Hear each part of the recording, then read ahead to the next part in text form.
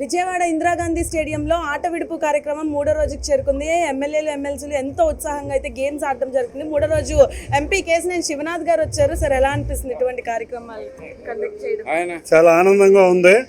ఇప్పుడే లేట్గా వచ్చాడు గుడివాడ శాసనసభ్యుడు, బ్రహ్మాండంగా ఉంది. రాము ఆ పేరు, రాము లేట్గా వచ్చాడు కాబట్టి చాలా ఆనందంగా ఉంది. 3 రోజుల నుంచి చూస్తున్నాం.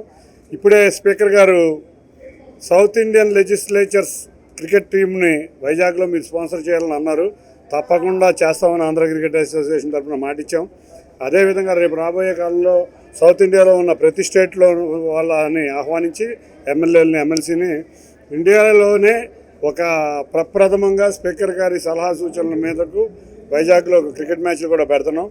త్వరలో ఇండియాలో సౌత్ ఇండియన్ ప్రీమియర్ లీగ్ కాదు, ఇండియన్ ప్రీమియర్ లీగ్ ఏ విధంగా ఉందో legislative Indian Premier League form అవుతుందని నేను అనుకుంటున్నా. అన్ని రాష్ట్రాల నుంచి కూడా మంచి ఆలోచనతో ప్రారంభిస్తున్నాం. తప్పకుండా విశాఖపట్నంలో ఇక్కడ క్రీడలు అవ్వగానే నెక్స్ట్ అసెంబ్లీ సమావేశాల సమయంలో స్పీకర్ గారు ఎప్పుడైతే చెప్పారో అన్ని సౌత్ ఇండియన్ రాష్ట్రాలు కూడా ప్రీమియర్ లీగ్లు స్టార్ట్ చేసి తప్పకుండా ఆ లీగ్ కూడా ఒక దేశ చరిత్రలో ఒక రికార్డు సృష్టించే విధంగా కృషి చేయాలి. ఎమ్మెల్యేలు ఎమ్మెల్సీలేనా, ఎంపీలకి లేదా? అదే కదా స్పీకర్ గారి మీద అలిగాం మేము.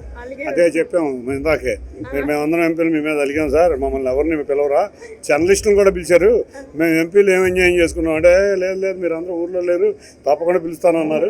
రేపు వచ్చేసారి జరగబోయే దాంట్లో ఎంపీలు కూడా పార్టిసిపేట్ చేస్తారు. ఇప్పుడు ముఖ్యంగా ఎమ్మెల్యేలు ఎమ్మెల్సీలు కూడా ప్రతిపక్షం రాలేదంటే స్పీకర్ అందరి ముందే చెప్పారు, అందరూ ఆహ్వానితులని రాలేదు. అసలు ప్రతిపక్షం ఉందా? ప్రతిపక్షం ఎవరు లేరు. ప్రతిపక్షం హోదానే లేని వ్యక్తులు వాళ్ళు. అసలు వాళ్ళు ఎమ్మెల్యేలు అని చెప్పుకోవడానికి సిగ్గు చేయటు. ఎమ్మెల్యేలు జీతం తీసుకున్నందుకు పని చేయలేని వ్యక్తులు వాళ్ళు. అటువంటి వ్యక్తులకు క్రీడా స్ఫూర్తి కాదు, రాజకీయ స్ఫూర్తి లేదు, క్రీడా స్ఫూర్తి లేదు. వాళ్ళకు ఉన్న స్ఫూర్తి ఏంటంటే సైకో స్ఫూర్తి. ఆ స్ఫూర్తితోనే వాళ్ళు బతుకుతూ ఉంటారు. వాళ్ళ గురించి ఆలోచిస్తూ కూడా అనవసరం.